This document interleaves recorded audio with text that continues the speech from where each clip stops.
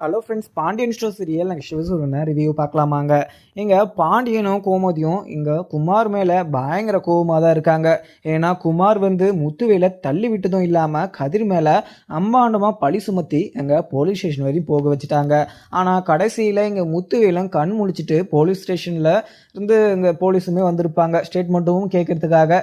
இங்கே முத்துவேலும் இங்கே குமார் தான் இது பண்ணது, கதிர் எந்த ஒரு தப்புமே பண்ணலை அப்படின்ற மாதிரியுமே ஸ்டேட்மெண்ட் கொடுத்துருப்பாங்க. அதை யோசிச்சு இங்கே குமாருமே பயந்துட்டு அங்கே எங்கே கொல்ல போகிறதுக்குமே போயிட்டுருப்பாங்க. அங்கே குமாரை சமாளித்து இங்கே வீட்டுக்குமே கூட்டிகிட்டு வந்துடுவாங்க சக்திவேல். ஆனால் சக்திவேலுக்கு பயங்கர கோபமாக தான் இருக்குது. என்னோட அண்ணனவே நீ கொலை பண்ண பார்த்துருக்கேன்னு சொல்லிட்டு குமாரை பயங்கரமாக வெளுத்து வாங்கியிருப்பாங்க. அதுக்கப்புறம் வீட்டுக்கு கூட்டிகிட்டு வந்ததும் இங்கே கோமதி ரொம்பவே கோபத்தில் அங்கே குமாரை கன்னத்தில் பல்லாறுன்னு 4 அறையுமே விட்டுட்டு பயங்கரமாக கேள்வி மேலே கேள்வி கேட்டு இருப்பாங்க. உடனே இதை பார்த்த சக்திவேலும் கோமதி இந்த வார்த்தையை அளந்து பேசு அப்படின்னு சொல்லிட்டு இங்கே சக்திவேலுமே கோவத்தில் சொல்லவும் உடனே கோமதியும் என்ன நீங்கள் உங்கள் பையனுக்கு சப்போர்ட் பண்ணிட்டு வரீங்களா?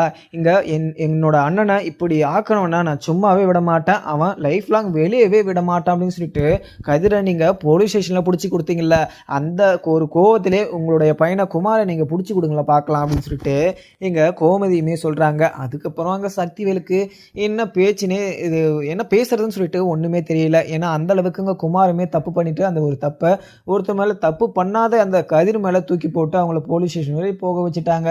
அதுக்கு மேலே என்ன பேச முடியும்? கோமதி பேசுகிறத கேட்க தான் முடியும் அவங்க. அதுக்கப்புறம் என்ன இங்கே குமார் சட்டையை பிடிச்சிக்கிட்டு உள்ளேயுமே கூட்டிகிட்டு போயிடுறாங்க. அதுக்கப்புறம் இங்கே ராஜியும் கதிரும் ரூமுக்குள்ளே உட்காந்துக்கிட்டு இங்கே ரொம்பவே வருத்தப்பட்டுமே ராஜியுமே பேசிக்கிட்டு இருக்காங்க.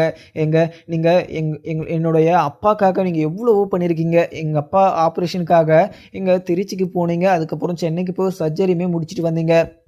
ஆனால் எங்கள் அப்பாவை இப்போ கூட அவங்கள காப்பாற்றினது யாருன்னா அது நீங்கள் மட்டும்தான்.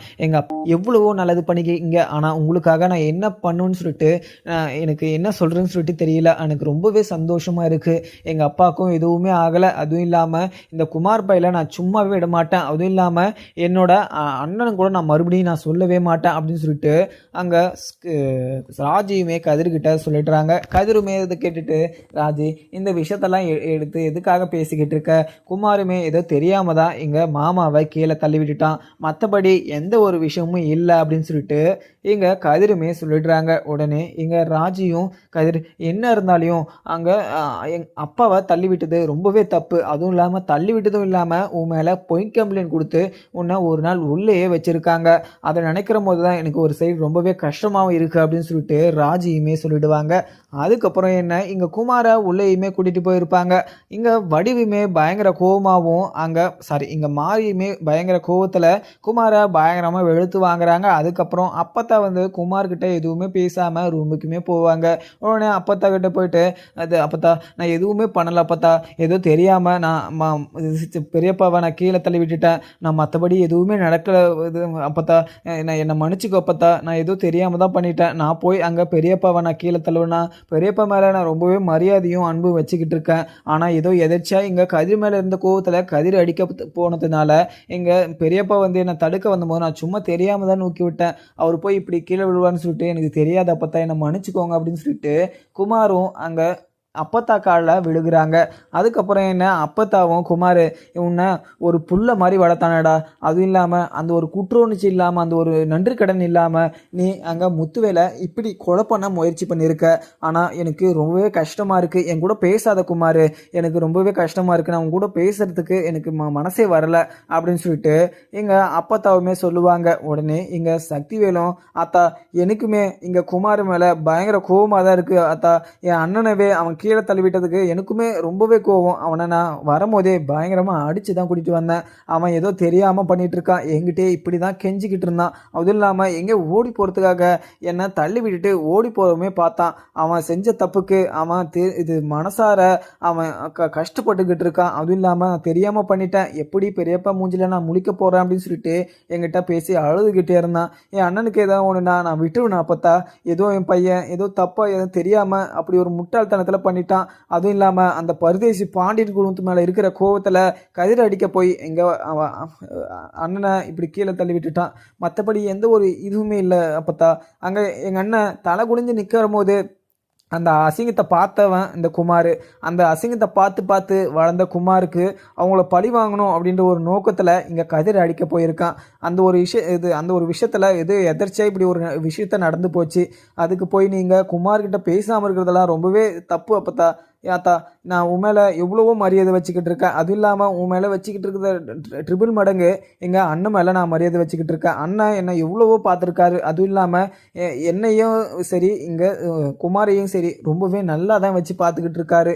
நீங்கள் சொல்லறதுக்கு முன்னே எனக்கு நல்லாவே தெரியும். ஆனால் இருந்தாலையும் இங்கே குமார் ஏதோ தெரியாமல் தான் பண்ணிட்டான். அதுவும் இல்லாமல் அவன் செஞ்ச தப்புக்கு எனக்கே அவன் மேலே பயங்கர கோபமாக தான் இருக்குது. என்ன தான் பண்ணுறது, என்னோட பிள்ளையா போயிட்டான். இல்லைன்னா அவனை நான் கொண்டே போட்டிருப்பேன் அப்படின்னு சொல்லிட்டு இங்கே சக்திவேலுமே சொல்லிடுறாங்க. ஆனால் இங்கே ராஜி போலீஸ் ஆன கையோட ஐபிஎஸ் ஆன கையோட கண்டிப்பாக குமாரை நான் அரெஸ்ட் பண்ணி தான் ஆகுவேன் அப்படின்னு சொல்லிட்டு ரொம்பவே கான்ஃபிடெண்ட்டாகவும் இருக்காங்க. இவ்வளோ தைரியம் இருந்தால் இங்கே குமார் இப்படி ஒரு வேலையை செஞ்சுருப்பான். அப்பா இப்போ தான் சர்ஜரி முடிச்சுட்டு இப்போ தான் வீட்டில் ரெஸ்ட் எடுத்துருந்தார். ஆனால் அவரை கொலை பண்ண பார்த்துருக்கான். இப்படி கொலை பண்ண பார்த்தவனா நான் சும்மாவே விட மாட்டேன். ஐபிஎஸ் ஆன கையோட இங்கே நான் குமாரை அரெஸ்ட் பண்ணி ஜெயிலில் இருக்கிற மாதிரி களி தான் தின்னுக்கிட்டு இருக்கணும் அவன் அப்படின்னு சொல்லிட்டு இங்கே ராஜியுமே மனசில் நினச்சிக்கிட்டு இருக்க. அதுக்கப்புறம் என்ன, எங்கள் பாண்டியனும் கோமதியும் ரூமில் உக்காந்துக்கிட்டு எல்லா பிரச்சனையுமே சரியாயிடுச்சு. அந்த குமார் பண்ண விஷயத்த நினைக்கும் போது தான் எனக்கு ரொம்பவே கஷ்டமாக இருக்குது. யார் எந்த ஒரு தப்பு பண்ணாலையும் இங்கே நம்ம ஃபேமிலி மேலேயே யாருன்னா ஒருத்தர் மேலே யாருன்னா ஒரு பர்சன் மேலே இப்படி ஒரு பொய் கம்ப்ளைண்ட் கொடுத்து இங்கே போலீஸ் ஸ்டேஷன் அனுப்பிச்சி விட்டுறாங்க. அதே மாதிரி தான் எங்கள் மயில் விஷயத்துலையுமே நிறைய பிரச்சனை நடந்துச்சு. அவங்க அம்மா நம்ம ஃபேமிலி மேலேயே கேஸ் கொடுத்து நம்ம ஃபேமிலியவே போலீஸ் ஸ்டேஷனில் கூட்டிகிட்டு போய் உட்கார வச்சாங்க. எந்த ஒரு தப்புமே பண்ணாமல் நாம் போலீஸ் ஸ்டேஷனில் இருக்க வேண்டியதாக ஆயிடுச்சு. அதுவும் இல்லாமல் நிறைய பிரச்சனை ஆகிட்டு இருக்கு. இப்போ தங்கமயிலும் ஒரு சைடு இங்கே வாயு உயரமா இருக்கா. இப்படி இருக்கிற போது அவளை நம்ம விட்டுக்கூடாது. இங்கே ஒரு சைடு பார்த்தீங்கன்னா அவருக்கு அண்ணனுக்கு வேற இப்போ மயக்க நிலையிலுமே அங்கே ஹாஸ்பிட்டலில் இருக்கார். அவருமே இப்போ கண் விழிச்சிருக்காரு. அவர் எப்படி தான் இருக்காருன்னு சொல்லிட்டு எனக்கு தெரியல.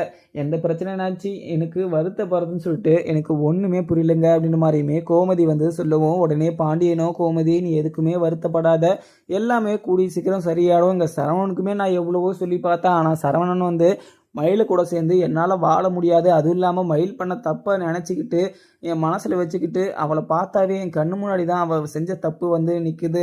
அவள் கூட என்னால் சேர்ந்து வாழ முடியாதுன்னு சொல்லிக்கிட்டு இருக்கான். அதுவும் இல்லாமல் அந்த அஞ்சலி பொண்ணுக்கிட்ட வேற பேசிக்கிட்டே இருக்கான். இந்த மாதிரி ஒரு சுச்சுவேஷனில் எனக்கு என்ன பண்ணுறதுன்னு சொல்லிட்டு தெரியல. ஆனால் இந்த ஒரு மாதிரி ஒரு இக்கட்ட சூழ்நிலையில் இங்கே இவருக்கு வேற இப்படி ஒரு சந்தர்ப்ப சூழ்நிலை ஆயிடுச்சு. அதுவும் இல்லாமல் கயிறு வேற போலீஸ் ஸ்டேஷன் வேற போயிட்டு வந்திருக்கான். இப்போ அவருக்குமே உடம்பு முடியாமல் இருக்குது. இந்த மாதிரி ஒரு சுச்சுவேஷனில் நம்ம எந்த ஒரு முடிவுமே எடுக்க முடியாது. கொஞ்ச நேரம் நீ கொஞ்சம் பொறுமையாகவே இரு. ஏன்னா எல்லாமே கூடிய சீக்கிரம் சரியாகும். நாமளும் நல்லா இருக்கிற காலம் நம்மளுக்கும் வரும் அப்படின்னு மாதிரியுமே பாண்டியன் சொல்லிடுறாங்க. ஆனால் எல்லாருமே இங்கே குமார் மேலே கொஞ்சம் கோவமாக இருந்தாலையும் இங்கே செந்திலுக்கும் சரவணனுக்கும் குமார் மேலே பயங்கரமாக கோவம் இருக்குது. அதுவும் இல்லாமல் குமார் தனியாக மாட்டினானா அவனை சும்மாவே விடக்கூடாது அப்படின்ற ஒரு மைண்ட் தாட்டில் தான் அவங்க ரெண்டு பேருமே சுற்றிக்கிட்டு இருக்காங்க. ஆனால் குமார் மட்டும் தனியாக இங்கே செந்தில்கிட்டையும் சரவணன்கிட்டையும் மாட்டினாங்கன்னா நல்லா புழிஞ்சு விட்டுருவாங்க. அந்தளவுக்கு குமார் மேலே பயங்கர கோபமாக தான் இருக்காங்க. ஆனால் என்ன இருந்தாலுமே குமார் பண்ணது மிகப்பெரிய ஒரு தப்பு. இங்கே முத்துவேல் கதிர் கூட போனது பிடிச்சி தான் போனார். அதுவும் இல்லாமல் கதிரை முத்துவேல் தான் கூட்டிகிட்டுமே போனாங்க. ஆனால் இங்கே இடையில் இது குமார் போய் அங்கே பிரச்சனையே வேறு மாதிரி பண்ணி அங்கே முத்துவேலை கீழே தள்ளி அங்கே முத்துவேல் ஹாஸ்பிட்டலில் போகிற மாதிரி அந்த விஷயத்த பெருசாக்கி விட்டுட்டாங்க. அங்கே குமார் எதுக்காக போயிருக்கணும்? இப்போ அங்கே குமார் போகாமல் இருந்தாங்கன்னா இவ்வளோ பெரிய பிரச்சனையும் ஆயிருக்காது, எந்த ஒரு இஷ்யூஸுமே வந்திருக்காது. இப்போ குமாருக்கும் அசிங்க பேர் வந்துருச்சு. இங்கே முத்துவேலுக்கும் அங்கே தலையில் அடிப்பட்டு கிரிட்டிக்கல் கண்டிஷனில் இருந்தாங்க. இப்போ கண் விழிச்சிட்டாங்க. இதுக்கு மேலே எந்த ஒரு பிரச்சனையுமே இல்லை டாக்டர் சொல்லியிருப்பாங்க. ஆனால் குமார் இந்த ஒரு பிரச்சனை எல்லாம் நம்ம மாட்டக்கூடாதுன்னு சொல்லிட்டு முத்துவேலை கொல்றதுக்கு கூட துணிஞ்சிட்டாரு. ஆனால் கடைசியில் குமார் இப்படி ஒரு விஷயத்த பண்ணியிருக்கவே கூடாது.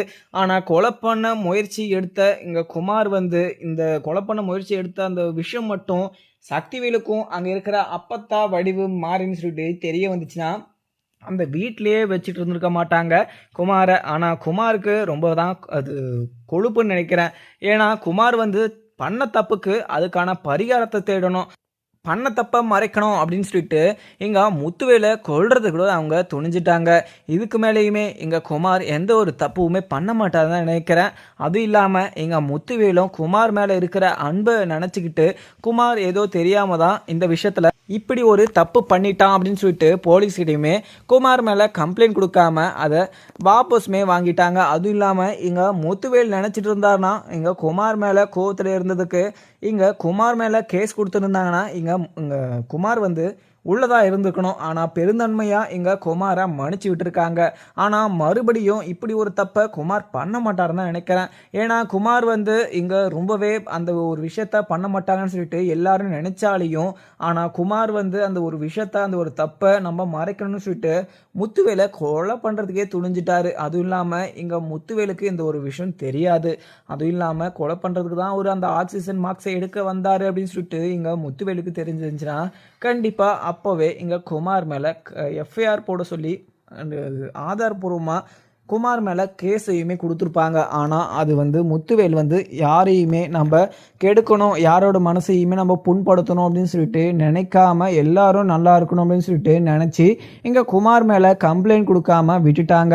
அதை விட்டுட்டு இங்கே குமார் மறுபடியும் இப்படி ஒரு தப்பை பண்ணணும்னு நினச்சா கூட அந்த வீட்டில் சக்திவேலே அங்கே குமாரை வீட்டிலே விட மாட்டாங்க. அந்த வீட்டை விட்டு துரத்தி அனுப்பிச்சிடுவாங்கன்னே சொல்லலாம். ஏன்னா இங்கே சக்திவேல் வந்து இங்கே முத்துவேல் மேலே ரொம்பவே கோவத்தில் இருந்தாலும் எங்கள் கதிர் கூட பேசிக்கிட்டு இருக்காங்க அப்படின்ற ஒரு விஷயத்தில் கோபமாக இருந்தாலையும், ஆனால் இங்கே முத்துவேல் மேலே பயங்கர ஒரு பாசமாக தான் இருக்காங்க சக்திவேல். இங்கே குமார் வந்து முத்துவேலை கொலை பண்ணுற அளவுக்கு துணிச்சிட்டான் அப்படின்னு சொல்லிட்டு நினச்சி இங்கே குமாரை பயங்கரமாக வெறுத்து வாங்கியிருப்பாங்க. அப்படி இருந்தும் இங்கே மறுபடியும் இங்கே சக்திவேல் மனசில் என்ன ஓடிக்கிட்டு இருக்குன்னா, எங்கள் கதிர் கூட கண்டிப்பாக அண்ணன் பேசவே கூடாது, இப்படி பேசுறதுனால தான் இவ்வளோ பெரிய பிரச்சனை ஆச்சு, அது பேசாமல் விட்டுட்டா எந்த ஒரு பிரச்சனையுமே இருக்காது இல்லை அப்படின்னு சொல்லிட்டு இங்கே சக்திவேலுமே யோசிச்சுக்கிட்டு இருக்காங்க. உடனே அப்பத்தாவுமே சக்தி இதுக்கு மேலே குமாரை எந்த ஒரு தப்பும் பண்ணாமல் இருக்க சொல்லு, அதுவும் இல்லாமல் கதிரும் அங்கே முத்துவேலும் பேசுறதுனால உங்கள் ரெண்டு பேருக்கும் என்ன வந்துச்சு, அவனுக்கு பிடிச்சிருக்கு, அவன் பேசிக்கிட்டு இருக்கான், உங்களுக்கு பிடிக்கலையா அதை விட்டு தள்ளுங்க, எதுக்கு ரெண்டு பேரும் அடிச்சுக்கிட்டு இப்படி பண்ணிக்கிட்டு இருக்கீங்க, இனிமே இப்படிலாம் பண்ணாதீங்க அப்படின்னு சொல்லிட்டு இங்க அப்பத்தாவுமே சொல்லவும் உடனே எங்கள் சக்திவேலும் அத்தா என்ன அத்தா பேசிக்கிட்டு இருக்க, நான் எங்கள் ரெண்டு பேருக்கு ஃபேமிலிக்குமே 30 வருஷ பகை, அதுவும் இல்லாமல் அந்த ஓடுகாலிங்க எனக்கும் அண்ணனுக்கும் மிகப்பெரிய அவமானத்தையும் அசிங்கத்தையும் தேடி கொடுத்துட்டு போனாங்க, அப்படியேப்பட்ட ஃபேமிலி கூட ஒட்டி உறவாட சொல்கிறீங்களா, இது கடைசி வரைக்கும் நடக்காது, நான் உயிரோடு இருக்க வரையும் நடக்காது, நான் அவங்ககிட்ட பேசுகிற காலம் என்றைக்குமே நடக்கிற ஒரு விஷயமே கிடையாது அப்படின்னு சொல்லிட்டு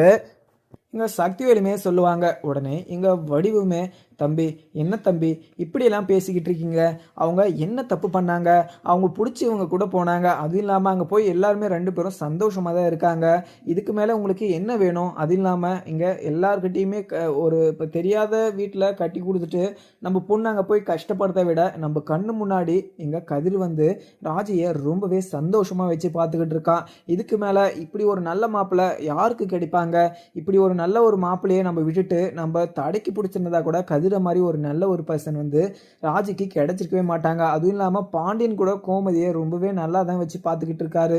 இப்படி ஒரு நல்ல ஒரு விஷயமெல்லாம் பண்ணுறவங்கள நம்ம எப்படி இத்தனை வருஷமாக தள்ளி வச்சதுக்கு நாம் தான் வருத்தப்படணும். அதுவும் இல்லாமல் நம்ம இந்த ஒரு பிரச்சனையை இத்தோட விட்டுறணும். அவங்க மேலே நீங்கள் கோவப்படுறதா உங்களுக்கு பிடிச்சிருந்தா அங்கே கதிர்கூடிய இல்லை கோமதி கூட எல்லாருக்கிட்டையும் பேசிக்கோங்க, பிடிக்கலையா நீங்கள் விட்டுருங்க. அதுவும் இல்லாமல் அவர் பேசுகிறாரு அவர் பேசக்கூடாது அப்படின்னு சொல்லிட்டு நீங்கள் நிர்ணயிக்காதீங்க. அவருடைய மாப்பிள்ளைகிட்ட அவர் பேசுகிறாரு, அவருடைய இது தனிப்பட்ட ஒரு விருப்பத்தை வந்து நீங்கள் தலையிட்டு அதிலலாம் வந்து எந்த ஒரு பிரச்சனையுமே பண்ணாதீங்க, இதுக்கு மேலே எந்த ஒரு பிரச்சனையுமே வரக்கூடாது அப்படின்னு சொல்லிட்டு வடிவுமே சொல்லிடுறாங்க. அதுக்கப்புறம் இங்கே கதிருமே ஹாஸ்பிட்டலுக்கு போயிட்டு எங்கள் மாமாவை நம்ம பார்த்துட்டு வரலாம் அப்படின்னு சொல்லிட்டு வீட்டில் இனிமே கிளம்புறாங்க.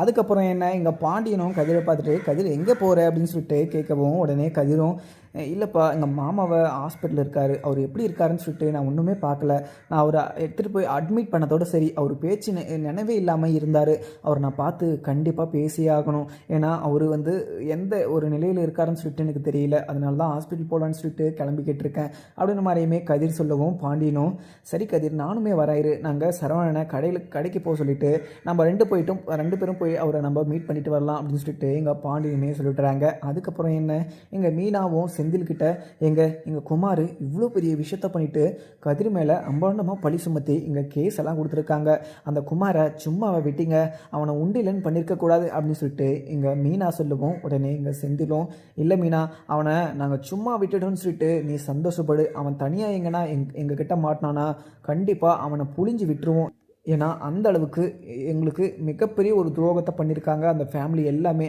அதுவும் இல்லாமல் அங்கே குமாரும் அந்த சக்திவேலும் 2 பேரும் சேர்ந்துக்கிட்டு நம்ம ஃபேமிலிக்கு எந்த ஒரு கெடுதல் கொடுக்கலாம், யாரை என்ன பண்ணலாம் அப்படின்னு சொல்லிட்டு தான் 2 பேருமே யோசிச்சுக்கிட்டு இருக்காங்க. இவங்க 2 பேருக்கும் நம்ம பாடத்தை கற்றுக் கொடுத்தே ஆகணும் அப்படின்னு சொல்லிட்டு இங்கே செந்திலுமே மீனா கிட்ட சொல்லியிருப்பாங்க. அதுக்கப்புறம் என்ன, இங்கே பாண்டியனும் இது கதிரும் 2 பேரும் சேர்ந்து ஹாஸ்பிட்டலுக்குமே போயிட்டுக்கிட்டு இருக்காங்க. அதுக்கப்புறம் என்ன, இங்கே பழனிவேல் ஹாஸ்பிட்டலில் வெயிட் பண்ணிக்கிட்டு இருக்காங்க வெளியில்.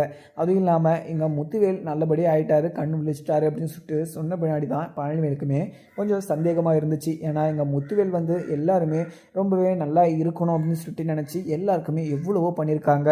ஆனால் இவருக்கு போய் இப்படி பண்ணுறதுக்கு எங்கள் குமாருக்கு எப்படி மனசு வந்துச்சு அப்படின்னு சொல்லிட்டு இங்கே பழனிவேலுமே இங்கே குமார் மேலே பயங்கர கோபமாக தான் இருக்காங்க. அதுக்கப்புறம் என்ன, எப்படியோ ஒரு வழியாக எங்கள் ஹாஸ்பிட்டலுக்குமே வந்துடுறாங்க. இங்கே பாண்டியனும் கதிரும் 2 பேரும் உள்ளே போனதும் இங்கே பழனிவேல் இருக்காங்க. பழனிவேலை பார்த்துட்டு இது மாமா எப்படி இருக்காங்க மாமா, அவங்க நல்லா இருக்காங்கல்ல, எந்த ஒரு பிரச்சனையும் இல்லைல்ல, டாக்டர் என்ன சொன்னாங்க அப்படின்னு சொல்லிட்டு பழனிவேலுக்கிட்ட கேட்கவும் உடனே பழனிவேலும் இல்லை கதிர், எதுவுமே பிரச்சனை இல்லை, அண்ணனுக்கு எல்லாமே ஓகேவா, அதுவும் இல்லாமல் இதுக்கு மேலே அவரை கொஞ்சம் ஜாக்கிரதையாக பார்த்துக்கணும், அதுவும் இல்லாமல் இதே மாதிரி மறுபடியும் அவர் கீழே எது விழுந்தார்னா அவர் கொஞ்சம் கிரிட்டிக்கல் ஆகிடும், அது இல்லாமல் மறுபடியும் அவரை காப்பாற்ற முடியாது அப்படின்னு மாதிரியுமே டாக்டர் சொல்லியிருக்காங்க. அவங்கள நல்லா கொஞ்சம் பத்திரமா பார்த்துக்கணும் அப்படின்னு மாதிரி தான் சொல்லியிருக்காங்க அப்படின்ற மாதிரியுமே இங்கே பழனிவேலுமே சொல்லிடுறாங்க. உடனே கதிரும் மாமா இங்கே போய் அவரை பார்க்கலாம் இல்லை அப்படின்னு சொல்லிட்டு சொல்லுவோம். உடனே போய் கதிர் பார் அப்படின்னு சொல்லிட்டு சொல்லிடுறாங்க.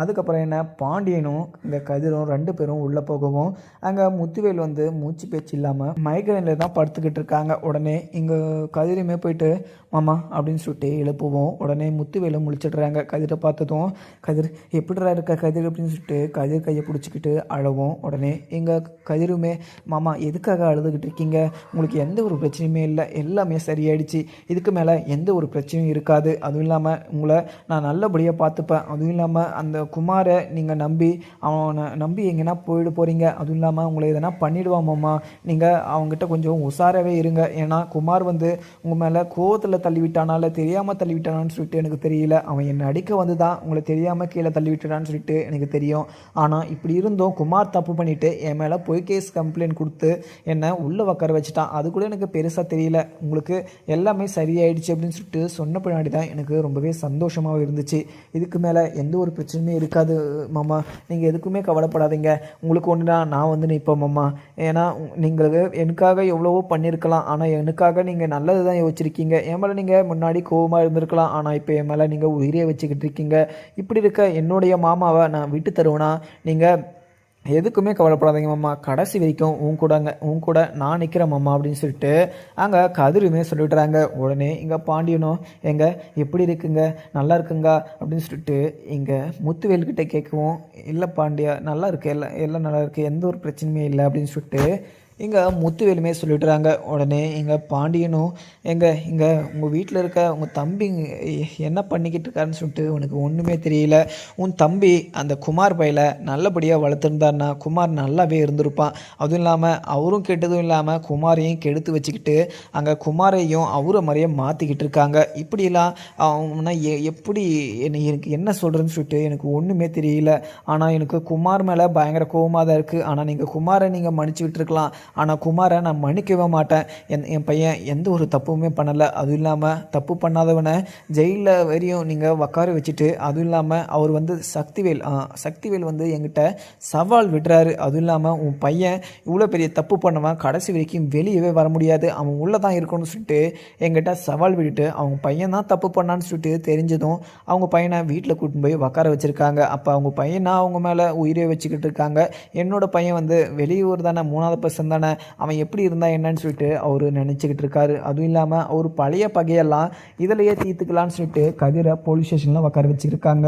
இப்படியெல்லாம் நினைக்கிற போது தான் எனக்கு ரொம்பவே கஷ்டமாக இருக்குது, ஆனால் நீங்கள் அந்த ஒரு ஃபேமிலியில் மாட்டிக்கிட்டு ரொம்பவே கஷ்டப்பட்டுருக்கீங்களோ என்னவோ அப்படின்னு சொல்லிட்டு எனக்கு ரொம்பவே வருத்தமாகவும் இருக்குது, நீங்கள் எதுக்குமே கவலைப்படாதீங்க, நீங்கள் எப்போவுமே நல்லா தான் இருப்பீங்க அப்படின்னு சொல்லிட்டு பாண்டியனுமே சொல்லிடுறாங்க. அதுக்கப்புறம் என்ன, எங்கள் கோமதியுமே வீட்டில் உட்காந்துக்கிட்டு ராஜிக்கிட்டையுமே பேசிக்கிட்டு இருக்காங்க. ராஜி, அந்த குமார் பையல எப்போவுமே நம்பவே கூடாது. குமாரும் அவங்க அப்பனை மாதிரியே இப்போ வளர்ந்துக்கிட்டு இருக்கான் போல். எல்லாருக்குமே கெடுதல் பண்ணணும், 30 வருஷ பாக்கியே நம்ம தீர்த்துக்கணும், அவங்கள அசிங்கப்படுத்தணும் அப்படின்னு சொல்லிட்டு இப்போ வரைக்கும் கங்கணம் கத்திக்கிட்டு சுற்றிக்கிட்டு இருக்காங்க. அவங்கள சும்மாவே விடக்கூடாது. அதுவும் இல்லாமல் இவ்வளோ பெரிய தப்பு பண்ணிவிட்டு அங்கே அண்ணனை கொலை பண்ண வரையும் முயற்சி பண்ணிவிட்டு அவனை இங்கே வீட்டில் கூட்டிகிட்டு வந்து உட்கார வச்சுருக்காங்க. அவங்க அப்பங்காரன் என்கிட்ட உன் பையனை எப்படி நீங்கள் ஒழுங்காக வளர்த்தீங்களா, என்னுடைய அண்ணனை கொலை பண்ணுறதுக்கு அவன் முயற்சி பண்ணியிருக்கான், அப்படி பண்ணவனை நான் சும்மாவே விட மாட்டேன், அதுவும் இல்லாமல் கடைசி வரைக்கும் அவன் ஜெயில் கலியில் தான் தின்னுக்கிட்டே இருக்கணும், அதுவும் இல்லாமல் ஜெயிலில் தான் இருக்கணும், அவன் தப்பு பண்ணவன் தண்டனை அனுபவிக்கணும் அப்படின்னு சொல்லிட்டு என்கிட்ட என்னென்னமோ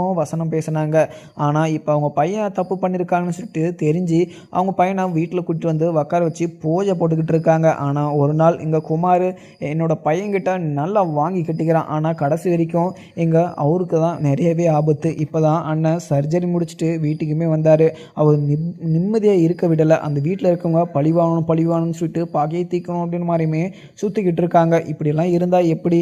எங்கள் முத்துவேல் அண்ணன் இங்கே கதிர் கூட பேசுறது பிடிக்காம அவரவே கீழே தள்ளி விட்டுருக்கான். அப்போ இன்னமும் பேசினா அண்ணனை கொல்றதுக்கு கூட தயங்க மாட்டாங்க அவங்க 2 பேரும் சேர்ந்துக்கிட்டு அப்படின்னு சொல்லிட்டு கோமதி சொல்லுவோம். உடனே ராஜியும், ஆமத்த எனக்குமே குமார் மேலே ரொம்பவே கோபமாக இருக்குது. அவன் குமார் இப்படி ஆனதுக்கு காரணமே எங்கள் சித்தப்பா மட்டும்தான். ஏன்னா சித்தப்பா எங்கே நம்மள கோவத்தில் பகத்திக்கணும் அப்படின்னு சொல்லிட்டு அவங்க வெறியில் இருக்கிறதுனால மட்டுமே குமாரும் நம்மளை இப்படி அசிங்கப்படுத்தணும், அவமானப்படுத்தணும், அவங்கள கஷ்டப்படுத்திக்கிட்டே இருக்கணும் அப்படின்னு சொல்லிட்டு நினச்சி இப்படியெல்லாம் பண்ணிக்கிட்டு இருக்கான். குமாரை நம்ம நம்பவே கூடாது. அதுவும் இல்லாமல் குமார் மறுபடியும் இப்படி ஒரு பிரச்சனை பண்ணானா அவன் உள்ளே தான் போய் இருக்கணும். நான் ஏதோ இங்கே அரசியுமே குமார் ஏதோ பாவம் அவங்க ஃபேமிலி நினச்சி இங்கே குமாரை வெளியே கொண்டு வந்தா. ஆனால் வெளியே வந்துமே அவன் பண்ணுற திமுறையும் அவன் பண்ணுற ஈகத்தனையுமே அவன் திருந்தாமல் இப்படியே இருக்கான்னு சொல்லிட்டு நினைக்கிற போது தான் எனக்கு ரொம்பவே கஷ்டமாக இருக்குது. என்னமோ ஏதோ இங்கே கடவுள் புண்ணியத்தில் அப்பாவுக்கு எந்த ஒரு பிரச்சனையுமே இல்லை, அப்பா சரியாயிட்டார், இதுக்கு மேலே எந்த ஒரு பிரச்சனையுமே இல்லாமல் எல்லாரும் ரொம்பவே சந்தோஷமாகவே இருக்கலாம் அப்படின்னு மாதிரியுமே ராஜியுமே சொல்லிடுறாங்க. உடனே இங்கே கோமதியும் இது ராஜி, நீ உங்கள் அப்பா நினச்ச மாதிரி நீ ஐபிஎஸ் ஆகிட்டு அவங்களுக்கு உங்கள் அப்பாவுக்கு மிகப்பெரிய ஒரு சந்தோஷத்தை கொடுக்கணும். ஏன்னா உங்கள் அப்பாவும் மேலே மிகப்பெரிய ஒரு அன்பு மரியாதையும் நம்பிக்கையும் வச்சுக்கிட்டு இருக்காங்க. அந்த நம்பிக்கையும் அந்த மரியாதையும் நீ காப்பாற்றிக்கோ. ஏன்னா உங்கள் அம்மா உங்கள் அம்மாவும் உங்கள் அப்பாவும் ரொம்பவே உன் மேலே பாசத்தையும் அன்பையும் பொழிஞ்சிக்கிட்டு இருக்காங்க. அதுவும் இல்லாமல் கதிர் நல்லவன், கதிரை பற்றி எல்லாமே உங்கள் அப்பாவும் உங்கள் அம்மாவும் புரிஞ்சுக்கிட்டாங்க. ஆனால் அந்த வீட்டில் இருக்கவங்க அந்த 2 பேர் மட்டும்தான் நம்ம மேலே ரொம்பவே கோவத்தோடையும் நம்ம மேலே இருக்கிற பகையிலையும் அவங்க நம்மளை கஷ்டப்படுத்தணும் அப்படின்ற ஒரு நோக்கத்தில் இப்படி சுற்றிக்கிட்டு இருக்காங்க. அவங்களுமே ஒரு நாள் தெரிஞ்சிருவாங்க, அவங்களுக்குள்ளே இருக்கிற அந்த பகையுமே போயிடும். ஆனால் இங்கே எல்லாரும் மேலேயுமே இவ்வளோ பெரிய கஷ்டத்தையும் இவ்வளோ பெரிய அசிங்கத்தையுமே கொடுத்துக்கிட்டு இருக்காங்க அப்படின்னு நினைக்கிற போது எனக்கு அவங்க மேலே பயங்கர கோபமாக தான் இருக்குது. என்ன இருந்தாலையும் நான் குமாரை மன்னிச்சு விட்டுட்டேன். ஆனால் செந்தில்கிட்டையும் சரவணன்கிட்டையும் நான் சொல்லிட்டேன்னா அங்கே குமாரை என்ன பண்ணியிருப்பாங்கன்னே சொல்லியிருக்க முடிஞ்சிக்காது. என்ன இருந்தாலையும் இங்கே என்னோட சொந்தமாயிட்டாங்க, அதனால தான் அவனை நான் விட்டுட்டேன். இல்லைனா அவனை நான் என்ன பண்ணியிருப்பேன்னு எனக்கே தெரியாது அப்படின்னு சொல்லிட்டு எங்கள் கோமதியுமே சொல்லிடுறாங்க. அதுக்கப்புறம் என்ன, எங்கள் மீனாவும் அத்தை என்னத்தை முடிஞ்சு போன கதையை நீங்கள் விட்டு தள்ளுங்க, அந்த குமார் அப்படித்தான்னு சொல்லிட்டு நம்மளுக்கு முன்னாடியே தெரியும். முன்னாடியே நான் எங்களெல்லாம் என்னையும் அரசையும் கடத்துற போதே அவனை உள்ள தள்ளியிருக்கணும். ஆனால் ஏதோ தெரிஞ்சவங்க நம்ம ஃபேமிலி அதை அவனை மேலே கேஸ் கொடுத்தா எங்கள் அப்பத்தாவும் வடிவத்தையும் எல்லாருமே கஷ்டப்படுவாங்கன்னு சொல்லிட்டு அவனை சும்மா விட்டுருக்கு. அதனால தான் அவன் இப்படியெல்லாம் சுற்றிக்கிட்டு இருக்கான். அவன் இன்னொரு நாளைக்கு இப்படி ஒரு தப்பை பண்ணானா அவனை வெளியவே விடக்கூடாது அப்படின்னு சொல்லிட்டு எங்கள் மீனாவுமே சொல்லிடுறாங்க. அதுக்கப்புறம் என்ன, இங்கே இங்கே கதிரும் பாண்டியனும் 2 பேரும் அங்கே முத்துவேலை மீட் பண்ணிவிட்டு வெளியேயுமே வெயிட் பண்ணிக்கிட்டு இருக்காங்க. உடனே மாமா, என்ன மாமா இப்படியெல்லாம் கதிர் இப்படியெல்லாம் அங்கே குமார் என் மேலே பொய் கம்ப்ளைண்ட்லாம் கொடுக்குறான். அதுவும் இல்லாமல் அவன் மேலே எனக்கு ரொம்பவே கோவமாக தான் இருக்குது. நாங்கள் 2 பேரும் பேசிக்கிட்டு இருந்தாவே எனக்கு கொஞ்சம் கூட பிடிக்க மாட்டுது.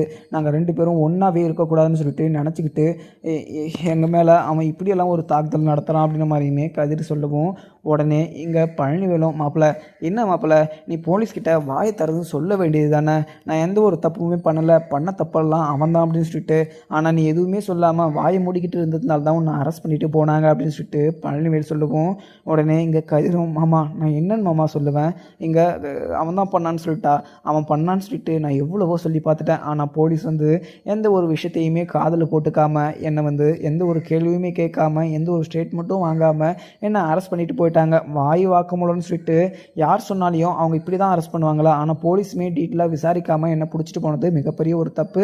அதுக்கப்புறம் எல்லா விசாரணையிலுமே தெரிய வந்துச்சு, இல்லை நான் தான் நிருபதை எந்த ஒரு தப்புமே பண்ணலைன்னு சொல்லிட்டு, இதுக்கு மேலே எந்த ஒரு பிரச்சனையுமே இல்லை மாமா. எனக்கு எங்கள் குமார் மேலாம் பயம் இல்லை, ஏன்னா பயன்றதை விட அவன் மேலே எனக்கு கோவமெல்லாம் கிடையாது. அவனுமே ஏதோ தெரியாமல் தான் எங்கள் மாமாவை கீழே தள்ளிவிட்டான். ஏன்னா என்னை அடிக்க வந்து மாமா தடுக்க வந்ததுனால அவன் தெரியாமல் பிடிச்சி தள்ளி விட்டான். மாமாவுமே கீழே போய் விழுந்துட்டாங்க. அவனுமே நினச்சி பார்த்துருக்க மாட்டான் மாமா இப்படி கீழே விழுந்து மயக்கம் போடுவாங்கன்னு சொல்லிட்டு. அவனுமே தெரியாமல் தான் பண்ணான். அதனால தான் நான் எதுவுமே பேசாமலும் இருந்துட்டேன் மாமா அப்படின்னு சொல்லிட்டு இங்கே பழனிவேலுக்கிட்ட சொல்லுவோம். பழனிவேல் இது கேட்டுட்டு, மாப்பிள்ள நீ ஏதோ பெருந்தன்மையாக நீ அவனை மன்னிச்சிடலாம், அதுவும் இல்லாமல் அவன் தெரியாமல் பண்ணிட்டான்னு சொல்லிடலாம். ஆனால் அங்கே குமார் சும்மாவே விடக்கூடாது. அவன் இப்படி ஒரு தப்பு பண்ணுறான்னா அவனை மன்னிச்சு விடுறதுனால தான், அவனை மன்னிக்காமல் போலீஸ் ஸ்டேஷனில் இருந்தால் தான் அவனுக்கு கஷ்டம் ஒருத்தம் அப்படின்னு சொல்லிட்டு என்னென்னு தெரியும் அப்படின்ற மாதிரியுமே பழனிவேல் வந்து சொல்லிடுறாங்க. அதுக்கப்புறம் என்ன இருக்குன்னு பார்க்கலாமாங்க. வீடியோ பிடிச்சிருந்தா லைக் பண்ணுங்கள். Thank you friends.